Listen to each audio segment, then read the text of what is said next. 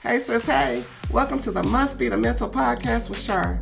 This is the space where Black women come to heal, be seen, and stop suffering in silence. I'm Shaaree McCalpine, licensed therapist, speaker, and your mental health bestie. So grab your favorite beverage and let's talk about it. Hey y'all, hey, it is the Must Be the Mental podcast with your mental health bestie, Shar. Y'all already know how we do it, right? We talk about real things that Black women go through on a daily basis, and we get into a chat. We're not here for psychology 101, but we definitely here to give you the juice and the tea. So grab your comfy pajamas, get dressed up, put on a red lip, drink you something, grab your tea. Y'all already know. And we are about to get into it. My next guest, y'all, when I say we probably can do a synonymous of fabulous and happiness and joy and friendship. This girl is on fire. Like, she runs businesses. Y'all heard the song Girls Run the World. Listen, that should be her theme song. She's a mentor, entrepreneur. She is award winning. She's a PR specialist. She is all of the things, y'all. When we talk about Black girl magic, she running circles around that, right? This is my sis. This is my girl. Y'all gonna love her, and y'all gonna be able to get into some of the gems that she dropped for y'all, because this is what we do, right? Anyway, let's get into it. This is the Must Be the Mental podcast, and introducing my girl Rashida Kamaria Williams, y'all. Hey, girl. Hey. Wow, that intro was just like so inspiring. I'm like, I need to record that and just like I just need to make that my theme intro, when I walk on stage or anything like that. I'm gonna have that, man. You know how to hype a sister up. I love it. Girl, because it is so tea. It's so juice how you have found a way to and y'all listen, she is a self-proclaimed introvert. Y'all heard all the stuff she do. So she says that she's an introvert. So with all of that being said, how is that even a thing that you are able to start businesses, stand on a stage and do a whole TEDx talk, stand in front of people, help people navigate and elevate? How did that even start from you to be from introvert to let me be seen? Yeah, so that's a great question, and I love how we're starting off, just kicking things off with that. Yeah, I know how you do. I do, right? Because it's fascinating. People often do not understand about us introverts being able to have public facing careers, or sometimes just showing up as a person who kind of lives out loud, right? But I guess some would say that I'm an ambivert. I think that that's a term that people use, kind of like they're a mix of both. Girl, don't But just stuff out there. It's called an amber. Say it again. ambivert. Oh, So some people, they feel like they're a mix of both.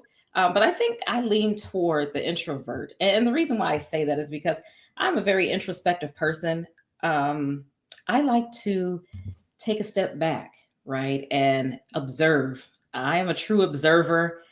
In a crowded room, networking events, people will notice, like, why is she all the way in the back and just sitting there by herself?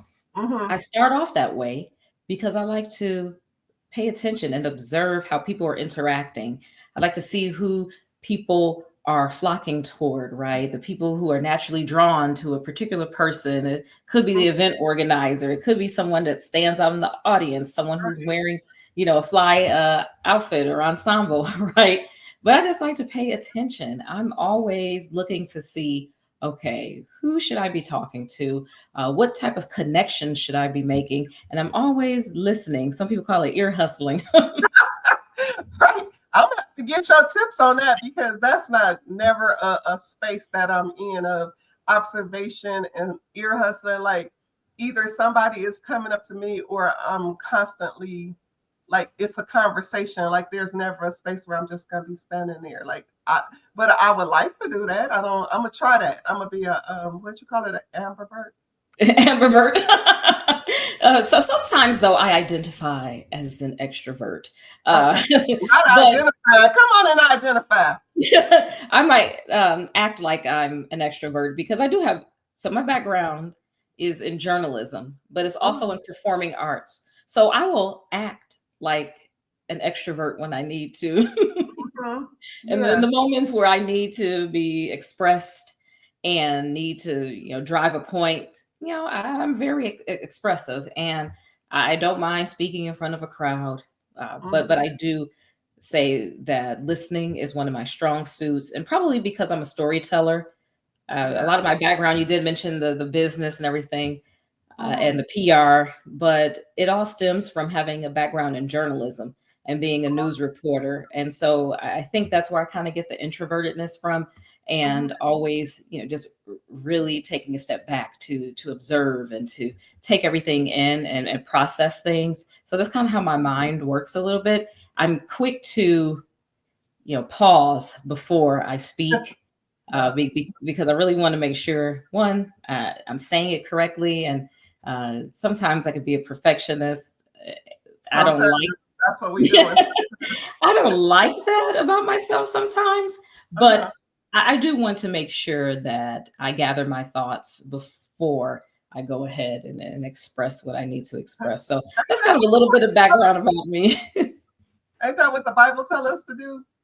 To wait and speak. Like I feel like that's a good thing because we don't Mhm. always do that. People just, especially now with social media, podcasts, Ooh, you can say whatever you want, whenever you want, however yeah. you want to say it, and it's like, oh, okay, and Yeah. it moves forward from there. And sometimes you regret the things that you may have said, because then you're like, "Uh-oh, am I going to get canceled for something I said, or maybe I shouldn't have blurted that out." The work that I've done, and maybe we'll get into this, but some of the work that I've done with the young people in my life, Hmm. especially those that I've worked with the bullying prevention and the digital discernment, all of those things. I Uh-huh. always tell them, what's in your head doesn't always have to be said. Like, Right. those intrusive thoughts, we don't have to act on them. Right. And you brought it up. How did and uh, listen, y'all, she's so humble and she just want to just do the things and let her things be spoken for her. And I love that. But we're not about to just be over here pretending like she not the junk. So how did you even come up with, or what was in your mind when you came up with Empowered Flower Girls, your organization? Yes. So when I started Empowered Flower Girl, it was because I was mentoring girls and young women at the time. Mhm. And you did mention the mentoring in the intro. I was actually mentoring girls through a nonprofit organization here in the Detroit metro area called Mhm. Alternatives for Girls. So a lot of Mhm. people may be familiar with AFG, amazing organization, love the work that they're doing. And I had mentees at the time. They were in elementary, but I had kept in contact with a couple of them Mhm. throughout um, throughout their matriculation, if you will, from adolescence into adulthood. And as they were going through the tween and the teen years, I noticed that they were facing some challenges. Mhm. And at the same time, I had nieces, right? I had nieces who were around the same age. They were also in their teens, three nieces in their teens. So you can imagine Yeah, right. some of the things that they were going through, and some of the challenges that they gave us. Oh, Mhm. Lord. That- Um, but I wanted to do something to help my mentees, but also help my nieces as they were experiencing those challenges in and out of the classroom. And I thought about how I was often facing the same challenges growing up. Of course, I didn't have social media to interfere. Mhm. Thankfully, I didn't have to grow up and have some of my most embarrassing or personal moments broadcast to Yeah. my classmates. So some of the things that they were facing were very different, but a lot of it was the same, right? Trying to figure out who they wanted to be and where they fit in, and if they didn't fit in, like where were they going to find their tribe, and all of these changes that young people face going from adolescence into adulthood, that sort of thing. And I just said, you know what, I want to help them, so I'm going to write a book. So originally I thought I was going to write a book, the Empowered Flower Girl book, Uh-huh. but it ended up that I had such great success with the girls that were in my group that the folks at AFG said, well, why don't you facilitate a workshop for the other mentors and talk about your experience? And I did that. And from there, I had requests. People said, hey, can you come to my school and talk to the girls at the school? And it's all history from there. Really, it just started with me just being passionate about helping young people to reach their full potential. And that's always been a part of me. Oh, listen, do you feel like now, if you do a comparison of when you started with, and by the way, did they close down or are they still open, AFG? Yeah, AFG is they're still going. Yep. Oh, okay. Um, if you had to do a side by side comparison, because now the statistics are saying that our kids, especially girls, are going through so much more stress and so much more higher levels of suicide and relational Mhm. issues. What do you see as the main thing that changed or didn't? Like, are they still just girls? And I dealt with that in AFG level, and I'm also dealing with it in my level with my organization. Yeah, so I think what has really changed over the years is the fact that now our young people, they are really facing some challenges that we may have never even thought of, right? Yeah. uh, there's always been school violence, fights in schools, Yeah. but school was kind of one of those places that you thought was a safe haven. But that has Mhm. changed. Kids don't feel safe at schools. They have active shooter trainings, right? None of us had to really go through that, right? Most people our age, anyone probably who's over 35, uh, Mhm. 35 or 40 years old, may have never had to experience that, right? Yeah. Mhm. Being afraid to go to school because you think someone's going to come back and retaliate. And now our young people, that is just a part of life, so Yeah. they're constantly on edge, Yeah. right? Mhm. And also just or in the world, they have to grow up with the threat of terrorism. Mhm. There's always, the threat of, oh, maybe if we go to this event, there Yeah. may be a mass shooting or something. It's Yeah. just a lot for our young people to deal with. And so now the work that we do, the work that you do, is so vitally important. And we're not only having to work with our young people, but the folks who are raising them. So I would say what has shifted over the years, my focus is still on empowering young people to live Mhm. above the drama they're facing in and out of the classroom. But also, I want to help those who are empowering youth, whether it be parents or guardians, other mentors, Mhm. educators, to help them better relate and understand. I call it intergenerational empathy and understanding. Okay, girl. Yeah. Yeah, just so we can stop these generation wars and everyone comparing. Well, my generation, Yeah. we are Mhm. so much tougher. These new kids are so soft and they don't get it. It's like, It's yeah, a wild thing to say. it's a lot. Time I go on Facebook or the internet and they like, oh, it's they out of school again. It ain't even no snow outside. When I was a kid, girl, your school was across the street. These kids, That they part. don't. We barely had. We walked in groups. We didn't have predators on every corner, and the predator could be a high school Mm. student. Like you don't know what's going on. So what you're saying is so vitally important because what are y'all even talking about? The safety is the most important thing. Who The cares? most important. It's a half an inch of snow and they got to stay home. So what? Y'all keep them home anyway. Like quit playing. And Quit. not only that, we have technology. They can still do their homework. They can do it online. I mean, during the, COVID showed us that, hey, we actually can use this technology and young people can still learn Yeah. while they're at home, right? And kids have been homeschooled for centuries, right? You better know it, right? What So about you though? Like with the work that and you said me too, which is true. I sometimes forget that. when I'm just kicking it with us. Mhm. What are you doing like for you? Like, you have all this constant work to do, problem solving, generational solving. Okay, what's the next level? What else can I do? I need to do more. How does that affect you in the sense of Rashida? Like just being you when you go home and have to just sit there. How is that affecting you? Well, it's fascinating that you ask that. That's what I do. I'm fascinated. Yeah, yes, and that's a question that I am, of course, rarely asked. Mhm. Um, Oh, wow. but outside of my mental health professional, so it makes sense that you're asking that question, right? Um, well, it's really been an interesting year. Mm, 2025 has showed me that I have often not even focused on myself.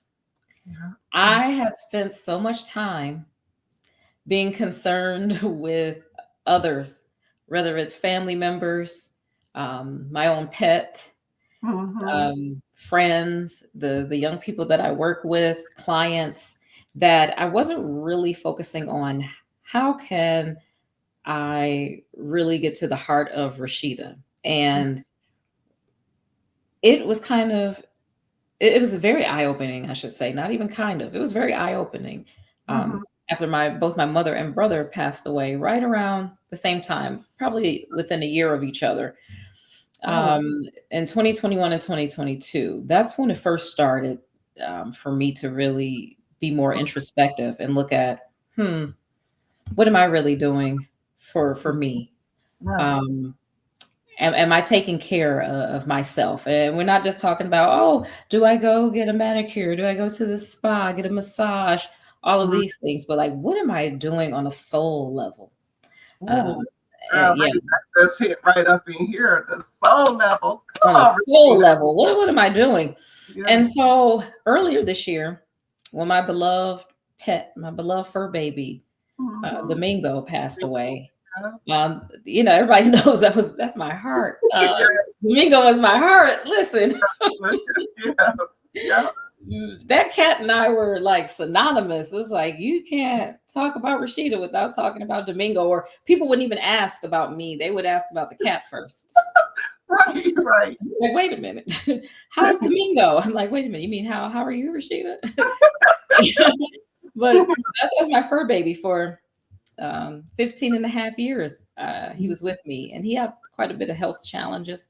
And so a lot of my energy and efforts outside of the work and volunteer work that I was doing was focused on the care for Domingo. And after he passed away in January, it really hit me. Yeah. Rashida, what are you really doing for Mm, yourself? mhm. And that became my mission for 2025. I call it a radical healing year for me. Yeah.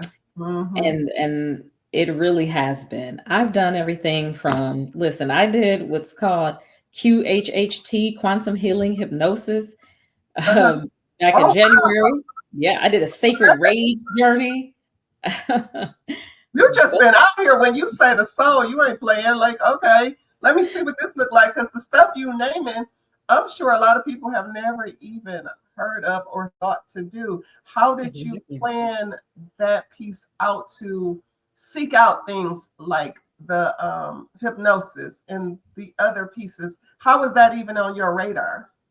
Yeah, again, that's an amazing question because I had never heard of quantum healing hypnosis or QHHT Mhm. before I actually heard of it. Right? I Yeah. didn't know what I didn't know. Didn't even know that there was such a thing. I mean, I've heard of people being hypnotized to help them stop smoking or to help them lose weight. All of these things, right? Mhm. But I had never heard of this. And also this sacred rage journey. Well, I've heard of having like a rage room Yeah. experience where you throw and break glass, all of those things. And my therapist said, Rashida, you need a rage session. She said this last year. And that was interesting that she said that. And I was like, yeah, I do. Maybe I need to go smash some glass or something, Uh-huh. break some things. But the sacred rage journey was something a little different. So what had happened was Uh-oh. Been last going out fall, with us. yeah, last fall, I just happened to go to this open house for this community that does a lot of healing. They'll do sound baths, they Mhm. do yoga, they'll do aerial yoga. You can hang from a hammock while having a sound bath and having some uh, aromatherapy, all of these things, right? This place is a little out there, but I thought it's right in line with the things that I really enjoy, Mhm. right? Mhm. And yeah, they had an open house and then they were doing this auction and they had all of these different services for like a fraction of the cost that they would normally cost, right? It's like Sacred Rage Journey is not Sacred Rage Journey, but the quantum healing hypnosis was not cheap. Right. I can Um, believe that. yeah, it's like normally it's like $700, but Mhm. I put a bid in the auction, and me and this lady kept going back and forth. But at the end, I won it Yes. for less Uh, than half of that price. mhm. And I said, you know what, this is an investment in myself. And the more I learned about it, the more I was like, this is exactly what I need. I really need to connect with my higher self, and I really need to tune in that introvertedness, that introspectiveness. I Mhm. really needed to do more of that to figure out, why I'm here and the opportunity that I have to not just make a difference in the lives of other people, but how can I transform my life so that I can actually be of service to people without being burnt out? Yeah, without having, being without being overwhelmed or without losing myself in the process. So, both of those services were life changing, and I'm so glad. It was in divine order. I'm telling you, because I just went to that open house. I didn't even know they were having an auction. I had never heard of this place, but it was just so amazing, and it had the perfect name, Centerpiece Healing. See, yeah. See, Yeah. especially because that's what you already was thinking, and the Lord Hmm. has a way of driving us into spaces where we need to be at. What for you? And I think the word pivot is coming up, and a lot of people always think about pivoting as far as businesses, right? But Hmm. when you talked about pivoting what's inside, I need to change how I view things. I want to see on a different level. When did you say that you feel like that was a thing for you? Was that after our baby passed away, or just in general the longevity of what was happening? Yeah, I think it was a process, Okay. and it came out of the grieving process. I will Mm, say, probably started, after my brother passed away, but it really kicked in after my mm. fur baby passed away, right? Because it was just me left. Yeah. Both of my parents are deceased, and my only sibling passed away. So literally, it's just me. Grandparents, both sets of grandparents are gone. Uh, I'm child free. I don't have any bio children, but it just really had me reflecting really deeply on, okay, this time left that I have. Mhm. Yeah. How can I best use that time? Um, But also, how do I care for me in the best way so that I'm able to be effective and be of service to others? And it was really, really a time for me to pivot from really thinking that my worth was all based on what I could do for other people. yeah. Yeah. And I had a coach who asked me, she said, Rashida, do, do you know your worth? Are you worthy? Mhm. And then I said, well, yeah, I'm worthy because I do this and this and this. And she was like, really? So it's all based on what you do for other people. What if you couldn't do those things for other people? Would you still be worthy? Yeah. And I was like, wow, I never thought about that, because literally I base my entire self-worth on what I could do for others. Most Black women do, and I promise you that is my love language is the attachment theory. Hmm. It's such a connection to how we perform and what we consider to be worthiness, hopefulness. That's why so many Black women in general go into helping fields because Yes. that's what we were taught. You help, you Mhm. do this, you we were taught don't be selfish. And I always thought that was weird. Like I have two sisters and they eat all their Halloween candy up, and then I still have mine because I want mine to last. And my mother would be like, "Oh, you need to share. Why? Like that's so unfair. Like why do I have to share that? It's Like yours. yeah, she already ate all, so you gobble all yours down. Now I'm expected to have a depletion because somebody Mm, else has done something. So I completely understand what you are meaning by the yeah, pivot of thought and connecting your worthiness to being in service of somebody else. Look at exactly. you. You better come on, Rashida. Yes. I'm like, this is the time, honey. I am not playing around. Mm-hmm. Um, because I said, if I can't do anything for other folks, if anything happened where I could no longer service folks, or maybe I just want to take a break and retire, I want to go on vacation, or maybe I just want to relax. I'm Mm-hmm. still worthy, Yes, right? that's good. Just because I am. Yeah, that's a good exercise. And y'all listen, hear me well. Stop doing for people and see how the connection forms after you say no. You may Mm, still want to do it, but somebody asks you for a favor, you say no. See how they respond to your no. yes. See how they respond and call you back or text you later, or I get it, you can't do it. Just take a chance and see how the response is. Not that you don't want to do it or you're not able to do it. Just see how people respond to your no, and then you'll know, like, oh, okay, I see what's happening in this moment. And I love that you brought that up because boundaries. Yeah. Listen, once you state and express those boundaries, you are probably going to lose some friends. You might lose a relationship. Mhm. You could even depart from your place of employment Yeah. when you start being firm in your boundaries. A lot of people aren't going to like it. They may not like the new you, and you know what? That's okay. New phone, who this? Right? And that's I liked when you said that the things that you like to do, you figured it out from how the joy sits in your body or the things that bring you joy or happiness. A lot of people don't really even know what they like anymore because it's so connected to other things. So many mothers are like, "Oh, I'll do anything for my kid. I'm a go out here Mhm. and work 90 hours for my kid." Okay, what are you going to do for you? Like, it's such a hard task to even get people to be able to take a break or rest because it's just not seen as something you do. How did you figure out I need a rest? Like you said, your vacation time or just being in a space of the what was inner peace or whatever it was called, just being able to take that time just only to consider Rashida, not considering nobody else. The Yeah. consideration was only for you. How did you get to that space where you considering you? Yeah, well, it's interesting. And, you know, unfortunately, but fortunately, I have to go back to, when we're grieving the loss of loved ones, Uh-huh. right?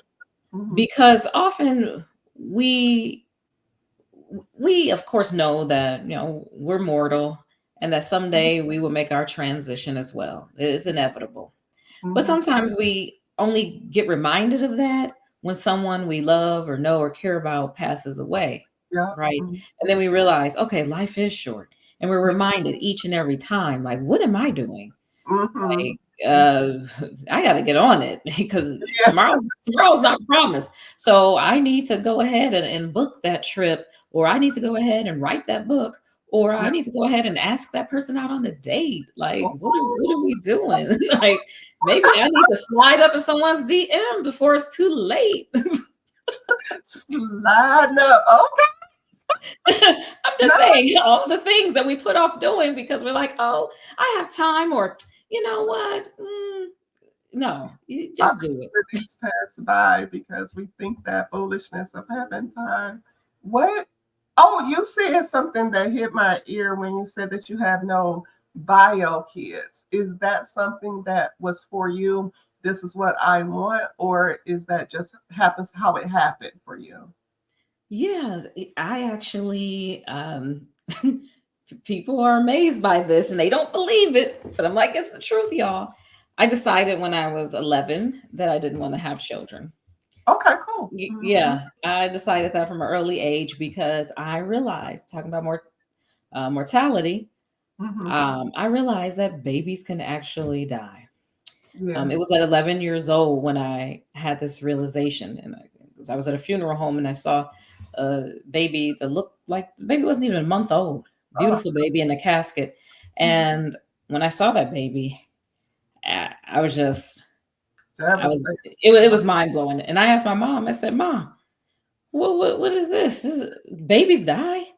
And, she had a conversation with me and she said, yes. And after that, I was like, yeah, I'm good. Honestly, it was just something in me. Like, I can't imagine losing a child. I mean, I know people who have lost children. Mhm. Um, and that is probably one of the most painful losses that I can imagine someone have. Your parents, that's hard. Right. Your spouse, hard as well. But a child is You never something that you can prepare just for. don't even think about surviving. Your your child's supposed to be taking care of you, very like I'm not supposed to be doing this. You're supposed to be in college. So yeah, Right. Yeah. yeah. So that kind of haunted me for years, and then I realized that I could probably be very effective as a mentor. Because Mm-hmm. even when I was younger, I started mentoring. I was doing peer mentoring, and I really enjoyed that. And I said, I can help young people who already exist. I don't have to create any new ones. So that's why I said I don't have bio children, but I have a goddaughter. I have nieces and nephews and grandnieces and grandnephews, and Yeah. the young people that I work with, You and know, they're all my babies. girl, yes, boy, they take up a lot of time in of itself. But you know that a lot of people have a problem with that, and they sometimes put their perspective onto a person when they say, "No, I'm good. I don't want to." Have you Mhm. had any shaming around that? People trying to talk you out of it? Mm. Mm. Yes, and guess who does it the most? Other women? No, not at Oh, all. Men. oh, Oh, oh yes. I get the men act like a lot of men, not all, but a lot of men act like you're saying to them personally, I don't want children by you specifically. If you say that you don't want kids, oh my God, you don't want to have kids? Oh, that's wild. What? yes, they would. Girl, I'm getting. I told you I should be having a juice for me. Oh no, this is quite interesting. I've gotten total strangers inbox me on social media when I made a statement about not having children. And it wasn't in a way putting down people who have children, anything like that. I just made a statement for myself. And I'm in God several. forbid you make a statement for yourself. Jeez, I wasn't even, comparing myself to other people who have children or made Mhm. that choice. Just saying for me that I'm child free and I don't want kids. And I even mentioned that sometimes it could be a challenge in dating, meeting someone who doesn't want to have more children. Even if they do have children, a lot of men want to have kids. And I Mhm. find that more men than women want to procreate. But I literally have had men, total strangers, inbox me. You don't know what you're doing, and who's going to take care of you when you're old, or you're gonna grow old with cats. I'm like, Oh my actually, God. that sounds fun. Like, I don't me with mind a good being time. surrounded by cats. I don't Yeah. mind. Don't threaten me with a good time, homeboy. I'm okay with those cats. Thank you. Exactly. So I just find it fascinating. I'm like, sir, I didn't say I didn't want to have kids with you. I Mhm. don't have kids with anyone. So yeah, it's just fascinating sometimes. And I think sometimes people will project their own fears Yep. onto Mhm. you. Some people may not necessarily want to have children, right? Mhm. Or they may, but some people may be unsure. And sometimes I could feel a little bit of threatened when there are Mhm. other people who are just sure of what they want in life. And I had noticed that seemed to be the case for a lot of men, because they could easily say, "Oh, I'll have six or seven kids," when they don't actually have to, See, go through the labor pains and see and breastfeed stay. and do all of these things. So I get it why you think it's, oh, yay, let's just have six. Man, No, thank you. other episode I was saying that my friend, she has 5 children, 2 bios, Hmm. and then one that come out, 2 that came out, but then her husband had 3, so they have 5. Okay. I wanted, like, I think 6 to 8. I really wanted a lot of kids because, again, we go back to families. Our family is so small. I'm like, ooh, I want to have a big family Mhm. around the table. But the Lord was like, you ain't about to sit on down somewhere. This one that you with, you gonna Mm. mess it up, sis. But I get that projection of people telling you that what's good for you.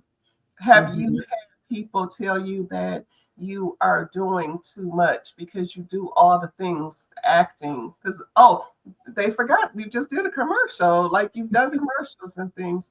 Yeah.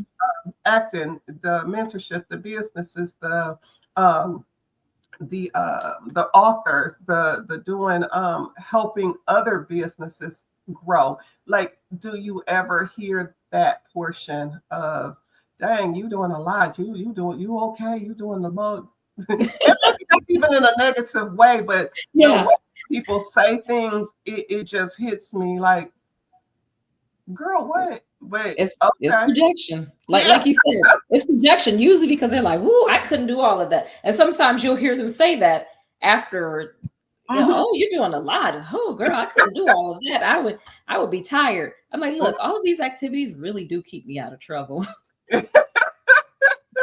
They keep me out of trouble, honey." and, Yeah.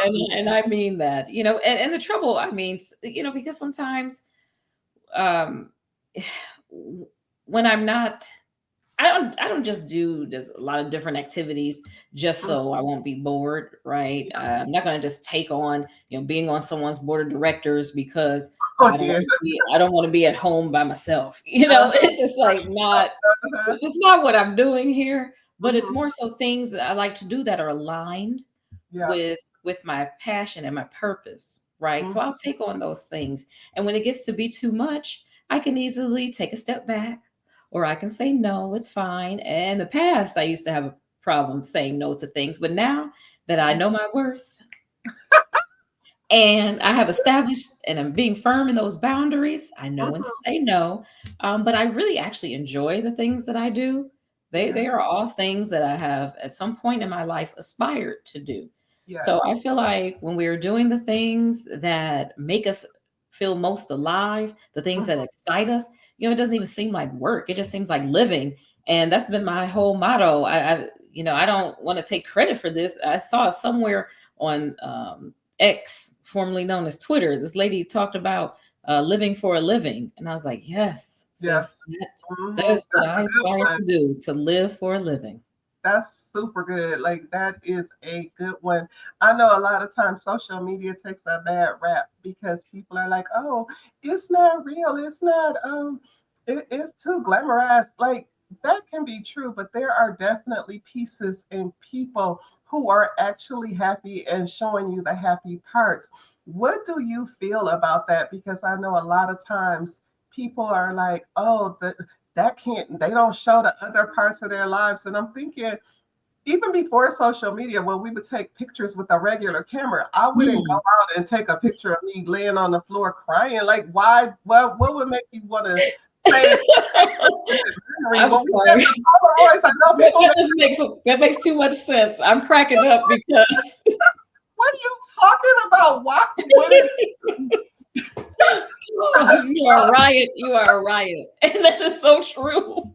Like, what the heck are y'all talking about? When you Oh, take pictures of proms and graduations when we didn't have social media, what makes you think now that people mm. just want to go on social media with the struggle of like what is that? Like why? So that what are you taking away from the romanticism? Yes. Well, what I think is that people, what do they say? Misery loves company, right? And it Mhm. may not be as harsh as people are miserable in their lives and they want other people to be miserable.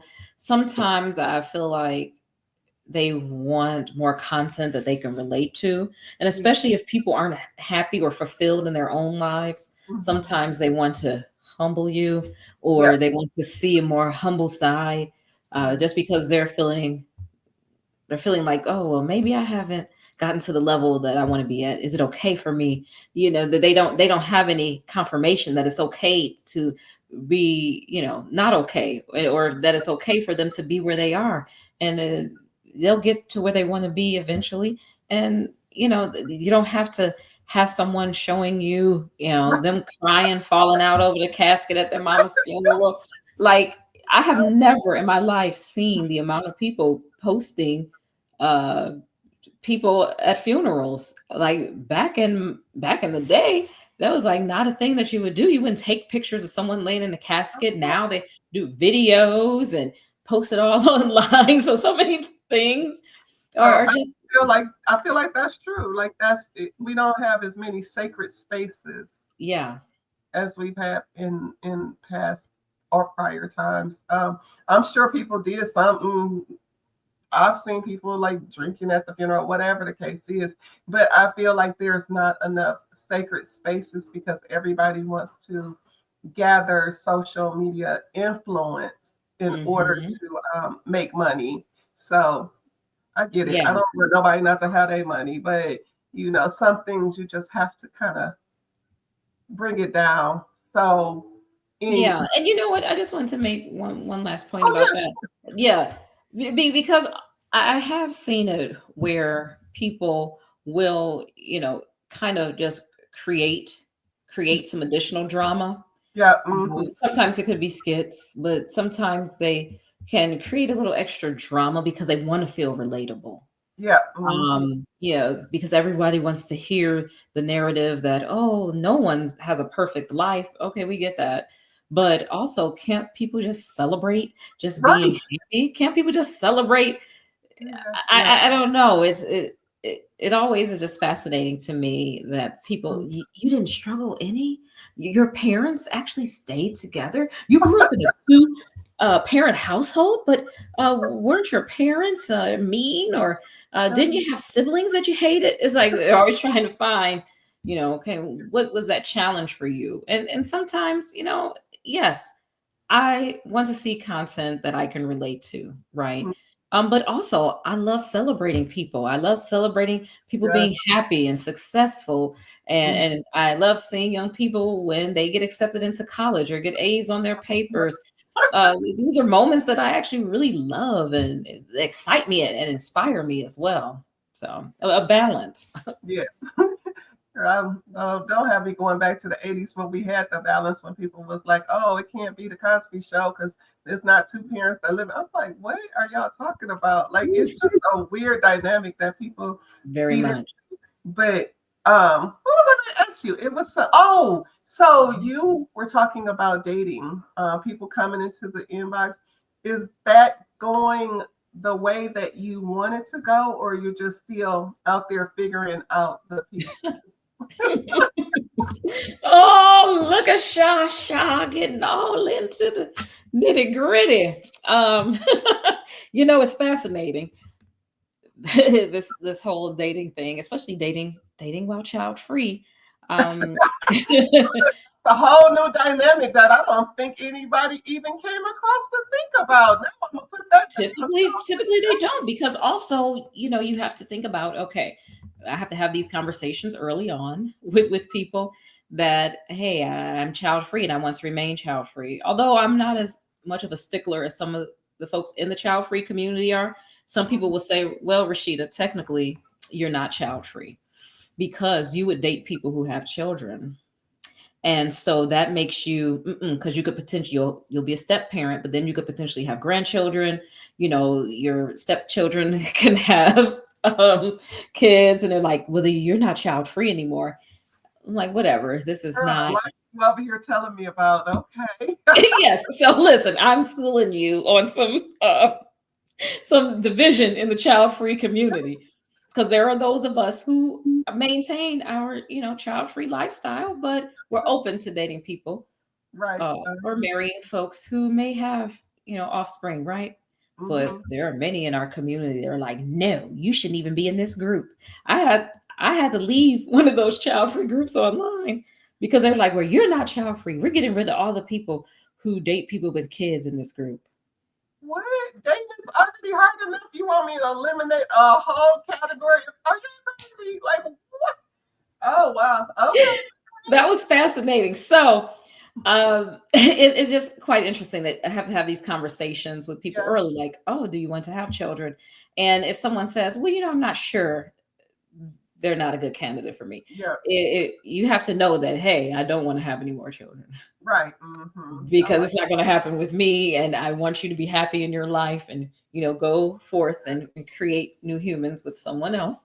But that's just not my thing. But I can be a good bonus parent, you Yeah. know. And Um, that's that I didn't ever want to be. Is that you said you didn't want to be a bonus parent. and I just that brings up a lot of flack for people as well. Like, Yeah. no, I got my own. I only want these two. Like, Yep. I don't want the Nothing hassle wrong with that. out the blending. I'm okay. And they're like, what? That's so selfish. I get it. I heard it all. I understand. It's just so odd to me that people don't want you to have your own sense of Um, what you want for your that life. part. Like, huh? That part. Yeah. And we can all say that. It's like some people want to start a new family. Great. Some people don't want to start a family at all. Some people don't even desire to be married. There are people who don't want a relationship. I mean, hey, whatever works for folks, Exactly. right? Right. So yeah, dating is it, it can be a challenge, but also can be a lot of fun. Yeah. I haven't been dating much lately, but I did go on a date. It was a great date, but dude was a little odd. He gave me a fake name. Yeah, so we're keeping it real. He gave me a fake name.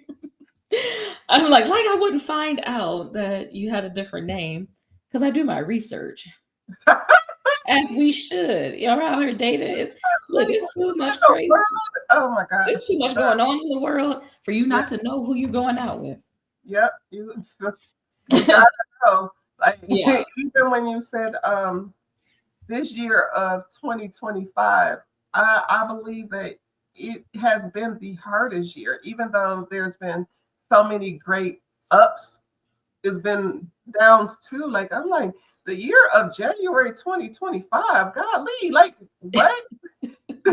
I didn't ask for none of this. Like, but Yeah. it has been very telling and transformational, like what you were Yes. saying. Yeah, So absolutely. Yeah. that part is amazing. And I feel like that's been a theme for so many people for Hmm. this year, transforming and doing new things and pruning old things and really getting centered.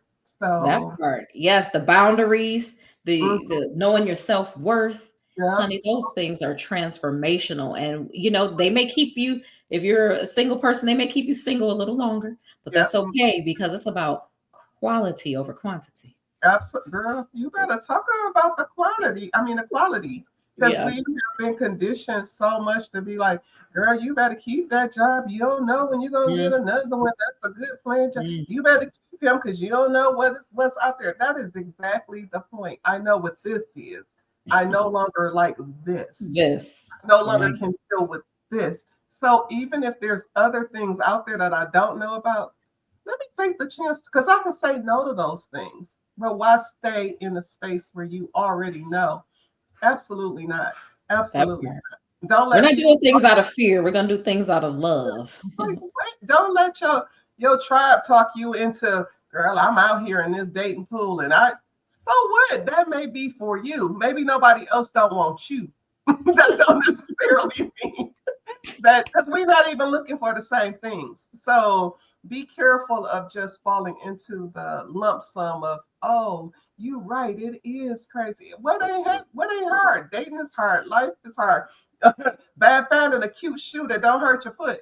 It's hard. So But when you find that right shoe that fits, woo, you're gonna keep that sucker for that boy is decades. all But crinkly. wear it to every event. Oh my God, it's peeling. I'm gonna go to the girl. I want this shoe. I still wear it. Like, Yep. Hey, they have people that repair and replace the heels, and sometimes you have to get some get some more shoe polish on it. Fix it up a little bit. But it's the pair that you love. Those shoes. Yeah. What are you thinking about? Like you also are an entrepreneur. You do all the things in that space as well. Are you also a 9 to 5er as well? Yeah. Yeah. So a lot of people don't know it, but I do work full time for a national after school. Well, it's not after school, but it's a national education nonprofit that works with schools. And I've been working in the education space for well over 20 years. So that's been a passion of mine. Just being able to work with young people directly or indirectly has really been part of my life's work. So yeah, I really enjoy the work that I do for an organization that is making such an incredible difference in the world. Yeah. So how is your organization and is your group a nonprofit or is it for profit? It's a for profit, so we're a social enterprise. Oh, Yep, okay. yep. And Power Flower Girl is a social enterprise, an LLC, and we have been partnering with nonprofits over the years. So uh, we're in the collaborative space, and I have found that has really worked. Being able to partner with organizations so that we're not reinventing the wheel on everything, Yeah. that we can complement each other in our work. I can support them. They can support the work that we do. And so I just really love the collaborative space, and that so many more organizations and businesses are open to those partnerships because they really do make a difference. Girl, I love that. That's what's up because I think I'm gonna start a collective because I want to do that. That would be good. Like you keep your own individual thing, but collectively gain more space so that you can be bigger in space. Hmm. Oh, okay. So we talked about the pivot, new phone. Who this? Rashida, tell us, what do you want to leave the people with, like the little you that's out here trying to figure it out and trying to be of service and get their inner peace back and figure out their worthiness without Hmm. performance? What are you telling them? Yeah, and I love the way you put that. The worthiness without performance. Mm-hmm. Um, I've been telling for the longest. I've been telling the young people in my life who I really love and care about, Mm-hmm. and they're amazing. And sometimes they don't recognize just how powerful they are. Some of Mm-hmm. them may think that, oh, I'm too young, or they may have heard some adults in their lives say, well, you're too young to be this, you're too young to feel bad, you're too young to be depressed, you're too young to have problems, all of these things, but they matter. Um, you have to just let them know that your voice, your feelings, they matter. And when they are assured that they matter, they can go out there and have the confidence to make a difference in their families, in their communities, and in the world.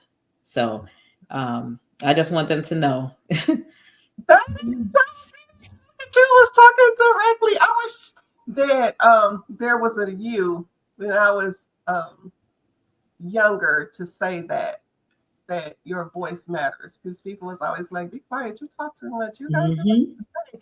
And now that voice that I was given is exactly what was supposed to be there. And Yes, that is part. like, I love that. And look, shout out to my grandmother. Like, she was, when I tell you, I still miss her to this day. She used to be Aw, like, girl, you could do anything. You could do everything. I Go. love that. You want to do it, do it. You want me to help you, I'll help you. You Amazing. want me to do. But I love that the sentiment of you matter, your voice matters. Don't Absolutely. make me trademark your stuff out here, girl. So, y'all, if you all want to get in touch with Rashida Kamaria Williams, she is on all the platforms. Tell them how they can contact you. Tell them what you do. Tell them how you pivot and help other people pivot. Yeah, absolutely. So yeah, I definitely love connecting with other inspired professionals. My company, Inspired Life Professionals. We're on LinkedIn as well as Instagram, Inspired Life Professionals. You can also visit our website, inspiredlifepros.com. I work with change makers of all backgrounds and ages, especially those who are living, they're living their purpose driven life, and they want to make a difference, but also they need a platform to be seen and heard, and to connect with the people whose lives they're changing and are going to change. So I want to be that person to help them get there, and to get noticed for the good that they're doing in the world. So we Mhm. could connect there, but also Empowered Flower Girl is on most social media platforms: Instagram, Facebook, LinkedIn as well. You can find me there. Um, I absolutely love LinkedIn. Yes. That is my favorite social media platform. There's Okay. so many amazing things that you can do with LinkedIn. So many connections that you can make, the relationships that you can build there. I think it is a very underused tool, even though millions of people, if not, I think it's maybe a billion people across the planet are on LinkedIn, but they're just not using it to the best of. They're just not using Okay. all the tools that are available there. So let's connect on LinkedIn. I'm there, Rashida Williams, but you can also connect with Empowered Flower Girl and or Inspired Life Professionals. Yeah, she just gave me some tea. Y'all know this is my PR person anyway, right? So when I wanted to do the pivot from therapy, I'm still a therapist, as you are well aware of, but also to be in different spaces, to be more speaking aligned, and to be seen more, and to make sure that it matters. Rashida is the person that gets you that exposure. So she's my PR person too, and I'm about to go ahead and go to info at Inspired Professionals, because I just heard LinkedIn is something I'm not doing right. So if y'all heard that too, y'all go on and hit her up. Y'all, this has been so good. Thank you, Rashida. This Thank you. I had we so much fun spending an hour of my Saturday with you. Yay. The only thing that was missing was our little mimosas and everything. know, right? But she's so cute. So next time I'm gonna make sure she has it on deck, because we're gonna follow up with her and see what's next in line for this transformation moving into 2026, because we are Yes. all going to I'm be excited. elevated, enlightened, and moving forward. So y'all, this is the Must Be the Mental podcast with your mental health bestie, Shar. I love you for real, for real. You remember that we are Black women who consider each other, and we elevate to make things great. I love you so much. Talk to y'all later. Bye. Bye.